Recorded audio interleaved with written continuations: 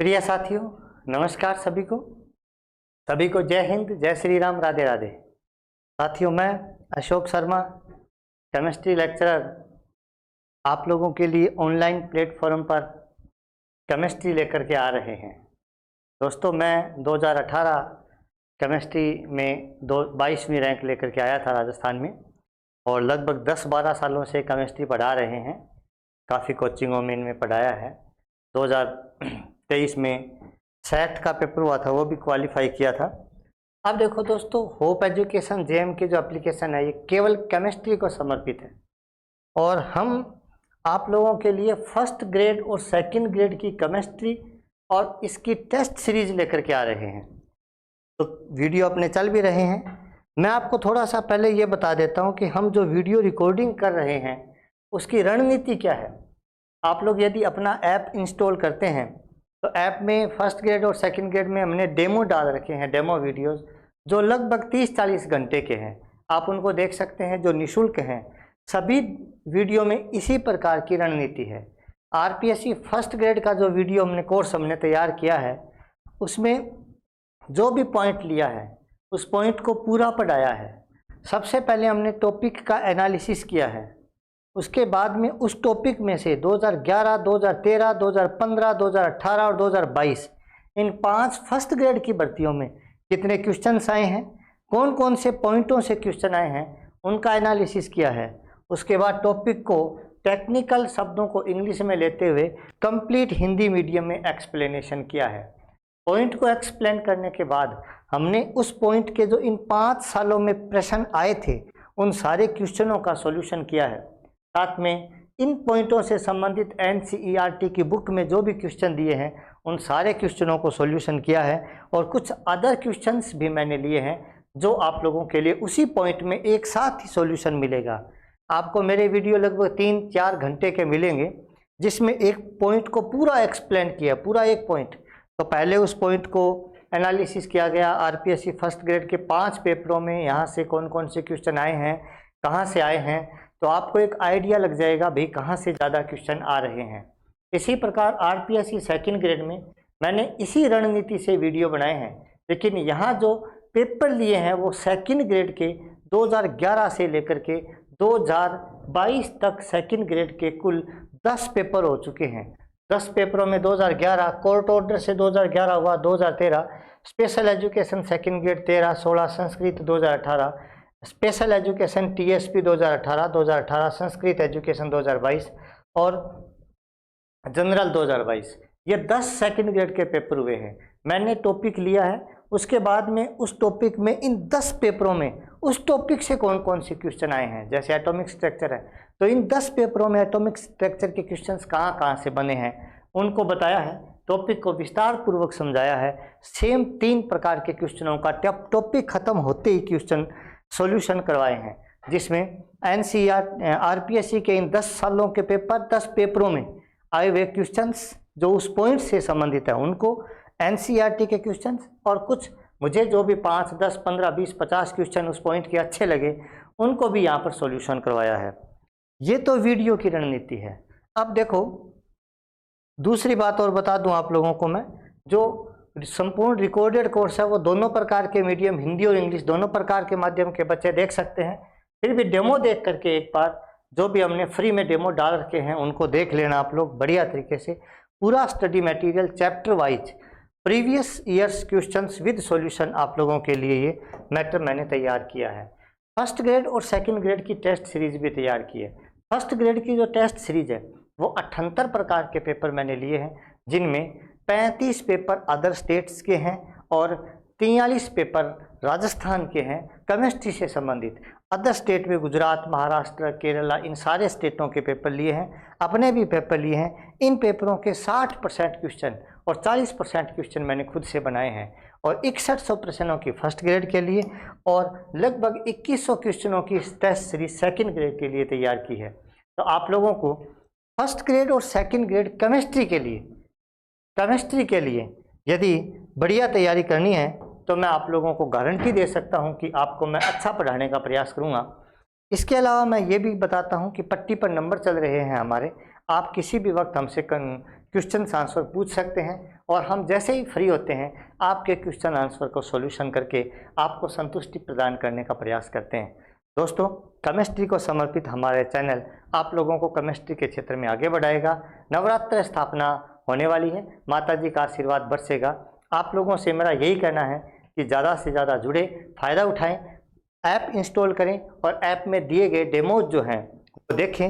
App Telegram का link हमारे description में दिया गया है, आप वहां से जाकर के आप उनको इंस्टॉल कर सकते हैं, डेमो वगैरह देख सकते हैं फर्स्ट ग्रेड और सेकंड ग्रेड के बढ़िया तरीके से। और आप लोगों को तय बात है अच्छे लगेंगे, यदि अच्छे लगें तो आप संपर्क करिएगा। आप सभी को बहुत बहुत धन्यवाद। जय हिंद। में कितना होगा तो आप इस किलोग्राम को ग्राम में बदल लेना, उसके बाद में आप इसका सॉल्यूशन कर सकते हैं।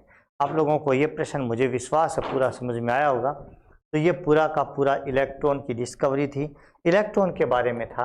अब हम लोग आप लोग लिखो प्रोटॉन के बारे में। प्रोटॉन की कैसे खोज हुई है, कौन था प्रोटॉन, प्रोटॉन की खोज, डिस्कवरी ऑफ प्रोटॉन। किसने की थी प्रोटॉन की खोज, ये तो आप लोगों को पता ही होगा, बताने की जरूरत ही नहीं है। लेकिन अब प्रोटॉन की खोज की थोड़ी सी कहानी आप लोग सुन लो। खोज की थी, खोजकर्ता वैज्ञानिक गोल्डस्टीन थे। गोल्डस्टीन नामक वैज्ञानिक ने प्रोटॉन की खोज की। याद रखना, नाभिक की खोज रदरफोर्ड ने की थी।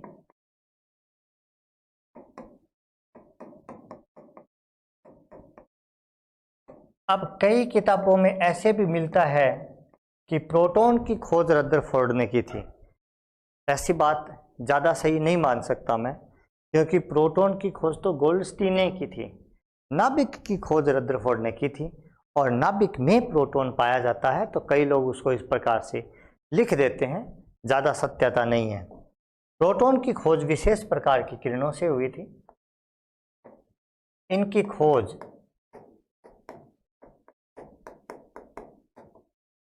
कैनाल किरणें, जिनको एनोड किरणें भी कहते हैं, कैनाल या एनोड किरणों से हुई।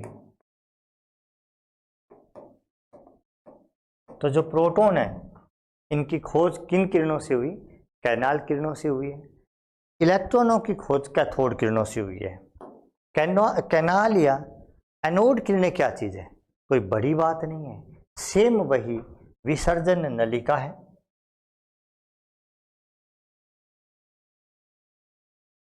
ये विसर्जन नलिका है। अब इसमें परिवर्ती विद्युत क्षेत्र लगाया है आप लोगों ने। परिवर्ती विद्युत क्षेत्र का मतलब ऐसे,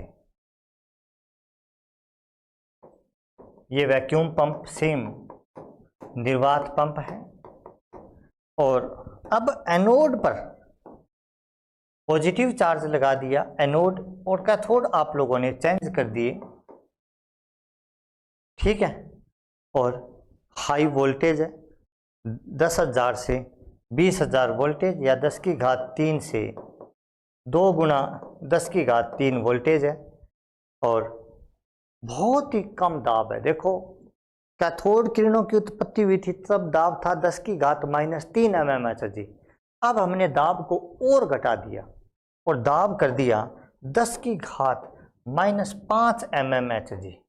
यदि आप यहाँ पर प्रेशर कर देते हैं 10 की घात -5 mmHg, ठीक है, और जो वोल्टेज है, वोल्टेज वो 10,000 से 20,000 वोल्टेज है, 10 की घात 4 से 2 गुना 10 की घात 4 वोल्ट। तो ऐसी कंडीशन में इस विसर्जन नलिका से कुछ किरणें उत्पन्न होती हैं जो कैथोड की ओर गमन करती हैं, लेकिन एनोड से प्रारंभ नहीं होती। ध्यान से सुनना, एनोड से प्रारंभ नहीं होती, लेकिन इनकी गमन की दिशा एनोड से कैथोड की ओर होती है। इन किरणों को एनोड रेज या कैनाल रेज कहते हैं। एक्चुअली में क्या कहानी हुई, जरा आप लोग समझो, ये मान लो विसर्जन नलिका थी। इस विसर्जन नलिका में गैस के अणु थे, गैस के मॉलिक्यूल्स थे। यदि आपने हाई वोल्टेज दिया तो जो गैस के अणु हैं उन गैस के अणुओं को बहुत ज़्यादा वोल्टेज मिला होगा। हाई वोल्टेज मिलने के कारण से गैस का ये नाभिक होगा और ये इलेक्ट्रॉन्स गैस के चारों ओर चक्कर काट रहे थे। जैसे ही हाई वोल्टेज मिला, यानी इन गैस के अणुओं में इलेक्ट्रॉनों को हाई वोल्टेज वाली एनर्जी मिली, तो इलेक्ट्रॉन्स, गैस के अणुओं से इलेक्ट्रॉन्स निकल गए होंगे और यहाँ पर धनायन प्राप्त हुए होंगे, क्योंकि जब इलेक्ट्रॉन्स निकलेंगे तब तो धनायन ही प्राप्त होंगे ना। अब ये गैस के धनायन इस विसर्जन नलिका के अंदर बन गए। मैंने आप लोगों को बताया ये गैस के धनायन क्यों बने। गैस के धनायन इसलिए बने क्योंकि आपने हाई वोल्टेज दिया है। हाई वोल्टेज देने के कारण से गैस के इलेक्ट्रॉन्स जो हैं वो उच्च वोल्टेज को या उच्च ऊर्जा को ग्रहण करके परमाणु से बाहर निकल गए हैं और पीछे बच गया धनायन। अब आगे था कैथोड, जिस पर था नेगेटिव चार्ज, और ये जो इधर था एनोड। ध्यान से देख लो, ये तो एनोड है, ये कैथोड है। अब जो गैस के जो धनायन बने हैं, ये धनायन इस एनोड की ओर ना इस कैथोड की ओर गति कर रहे हैं। अब ये धनायन जब कैथोड की ओर गति कर रहे हैं तो ये जो किरणें बन रही हैं इनका नाम एनोड या कैनाल रेज दिया गया है। आप लोग खुद देख लो इन किरणों का एनोड से क्या संबंध है। तो मेरे हिसाब से तो कोई संबंध नहीं है। ये किरणें एनोड से प्रारंभ नहीं होती। ये किरणें धनायन गैसीय हैं, यानी गैस के धनायन होते हैं, इसके अलावा कुछ भी नहीं है। अब यहाँ पर आप जैसी गैस भरोगे उसी प्रकार का धनायन बनेगा। यदि आप यहाँ हाइड्रोजन भरोगे तो H+ मिलेगा, यदि आप ऑक्सीजन भरोगे तो O का प्लस मिलेगा, नाइट्रोजन भरोगे O का 2+ मिलेगा, नाइट्रोजन भरोगे नाइट्रोजन का +3 आयन मिलेगा। यानी जैसी गैस भरोगे वैसा ही धनायन आप लोगों को यहाँ पर मिलेगा। मिलेगा नहीं मिलेगा? इसका मतलब यहाँ यदि हाइड्रोजन भरोगे तो H+ इधर गति कर रहा है, ऑक्सीजन भरोगे तो ऑक्सीजन का 2+ इधर गति कर रहा है, नाइट्रोजन भरोगे तो N+3 इधर गति कर रहा है। तो जैसी भी गैस भरोगे वैसी ही एनोड किरणें उत्पन्न होगी। इसका मतलब एनोड किरणें पात्र में भरी हुई गैस की प्रकृति पर निर्भर करती हैं। ये एनोड से प्रारंभ नहीं होती, जबकि कैथोड किरणें एनोड से प्रारंभ होती हैं। कैथोड किरणों को इनसे कोई मतलब नहीं है कि आपने गैस कौन सी भरी है, क्योंकि कैथोड किरणें इलेक्ट्रॉन्स की बनी होती हैं, जबकि एनोड किरणें इलेक्ट्रॉनों की बनी हुई नहीं होती। एनोड किरणें गैसीय धनायन होती हैं। इसका E/m कांस्टेंट नहीं हो सकता, क्योंकि यदि हाइड्रोजन भरोगे तो इसका द्रव्यमान अलग है, यहाँ आवेश और द्रव्यमान अलग है, नाइट्रोजन के लिए आवेश द्रव्यमान अलग है। इसलिए इन किरणों के लिए जो आवेश द्रव्यमान अनुपात है वो कभी भी कांस्टेंट नहीं हो सकता। क्या आप लोगों को यहाँ तक की बातें समझ में आई है? तो आप लोग देखो, हाई वोल्टेज पर नलिका में भरी हुई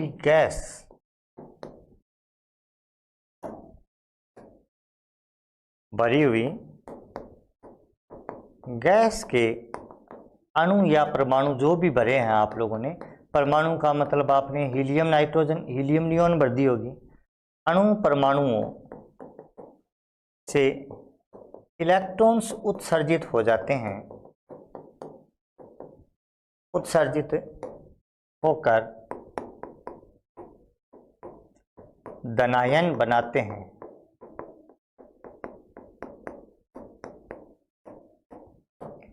ये ही गैसीय धनायन,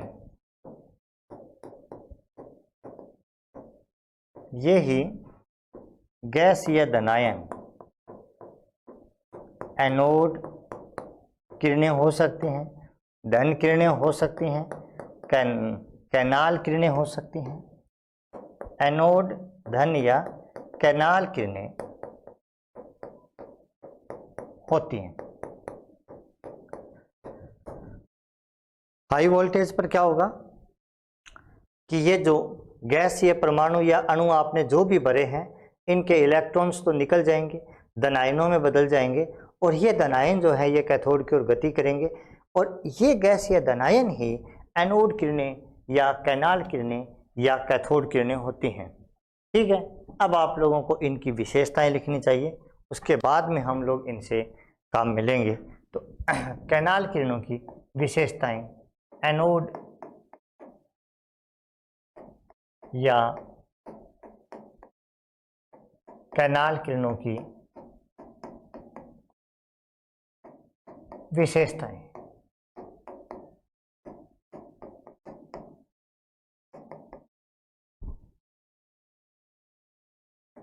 पहली बात, सेम बात है पहली तो कि ये सरल रेखीय पथ में गति करती हैं।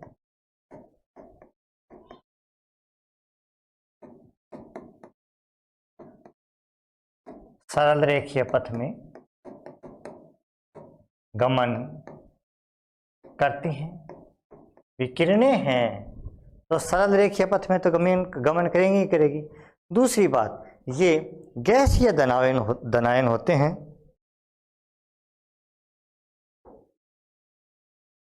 ये गैसीय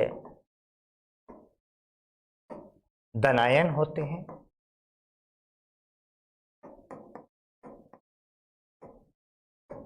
तथा कुछ गैसों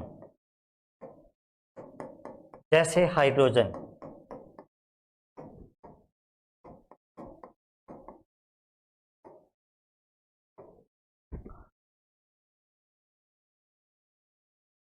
के धनावेश का मान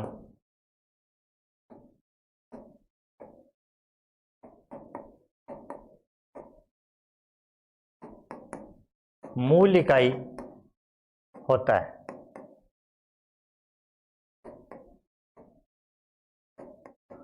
मैंने आप लोगों को बताया कि एनोड किरणें केवल गैसीय धनायन है।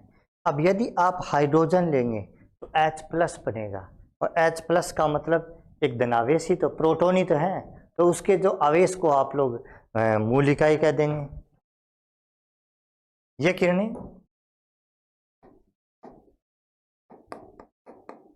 विद्युत व चुंबकीय क्षेत्र में विद्युत व चुंबकीय क्षेत्र से प्रभावित होती है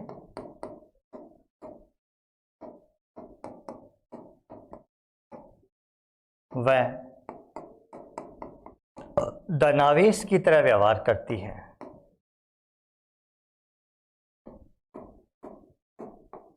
बेहद धनावेश, अब व्यवहार का मतलब क्या हो जाएगा?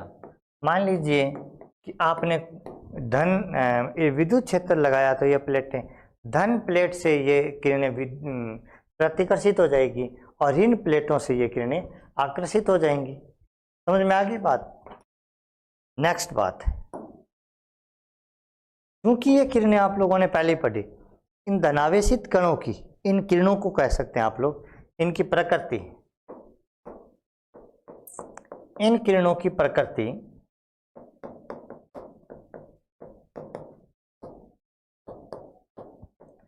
क्या लिखूंगा मैं, आप लोग बताओ। इन किरणों की प्रकृति नलिका में उपस्थित गैस की प्रकृति पर निर्भर करती है। प्रकृति नलिका में उपस्थित गैस की प्रकृति पर निर्भर करती है। आप जैसी गैस भरोगे वैसी ही प्रकार की एनोड किरणें निकलेंगी। आप लोगों को मैं पहले ही बता चुका। नंबर 5 बात, इन किरणों के आवेश द्रव्यमान अनुपात, आवेश द्रव्यमान अनुपात का मान गैस की प्रकृति पर निर्भर करता है, गैस की प्रकृति पर निर्भर करता है। भाई आप जैसी गैस भरोगे उसी प्रकार का ई बटा एम होगा। हाइड्रोजन के लिए अलग होगा, अन्य गैसों के लिए अलग होगा। समझ गया बात? अर्थात ये गैसें,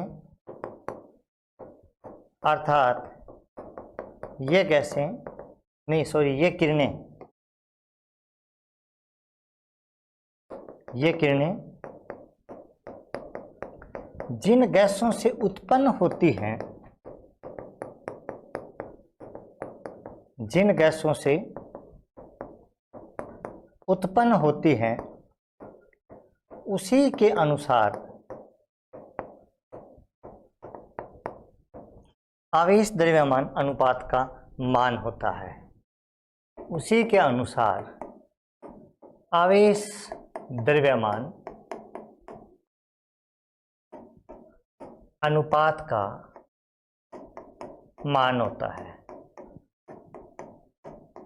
यानी ये जैसी गैसें हैं, जिन गैसों से इनकी उत्पत्ति हुई है इन किरणों की, उसी के अनुसार इनके ई बटा एम यानी आवेश द्रव्यमान अनुपात का मान होगा। नेक्स्ट बातें, इन गैसों का वेग कैथोड किरणों से कम होता है क्योंकि ये थोड़ी भारी होती है। कैथोड किरणें तो इलेक्ट्रॉन ही है ना, तो इनका वेग कैथोड किरणों से कम होता है। आप लोगों को ये बात समझ में आई? भाई कैथोड किरणों से ये थोड़ी सी भारी पड़ती है क्योंकि ये तो पूरी की पूरी नाभिक है, तो इनका वेग जो है वो कम हो जाएगा। ये भी प्रतिदीप्ति और स्फुरदीप्ति का गुण दर्शाती हैं। ये प्रतिदीप्ति व स्फुरदीप्ति का गुण दर्शाती हैं।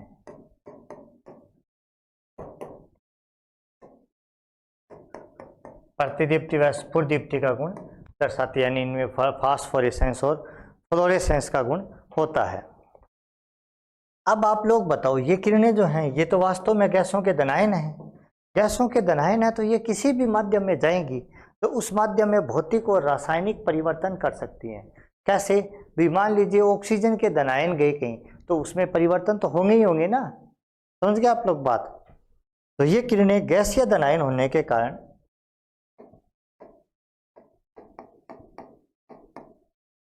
ये किरणें गैसीय दनायन होने के कारण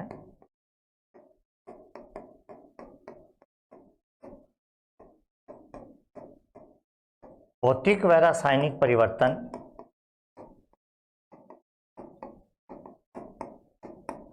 कर सकती हैं।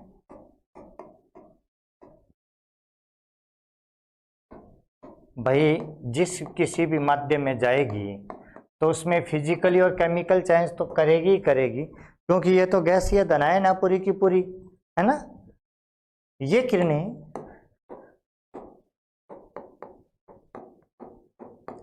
अपारदर्शी परत के आर पार निकल सकती हैं। अपारदर्शी परत के आर पार निकल जाती हैं।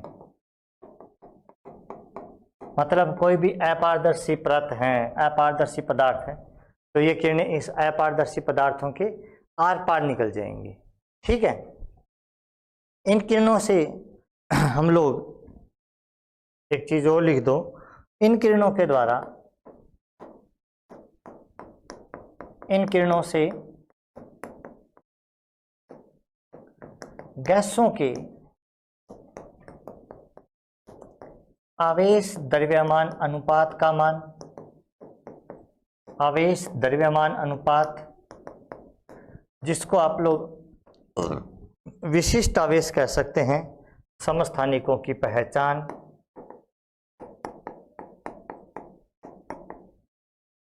समस्थानिकों की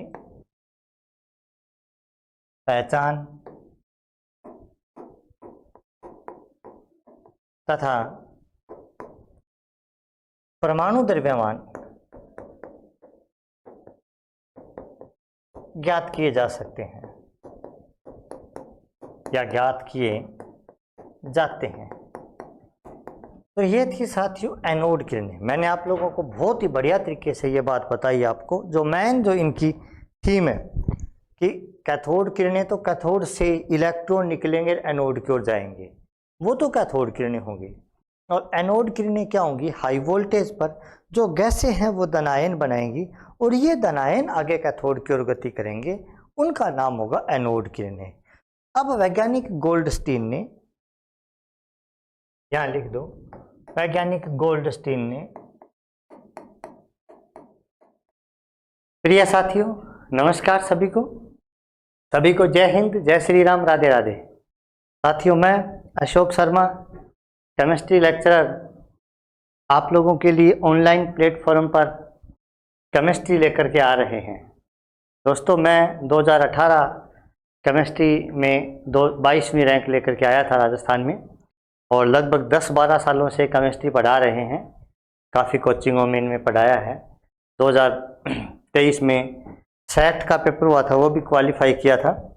अब देखो दोस्तों, होप एजुकेशन जेएम की जो एप्लीकेशन है ये केवल केमिस्ट्री को समर्पित है, और हम आप लोगों के लिए फर्स्ट ग्रेड और सेकंड ग्रेड की केमिस्ट्री और इसकी टेस्ट सीरीज लेकर के आ रहे हैं।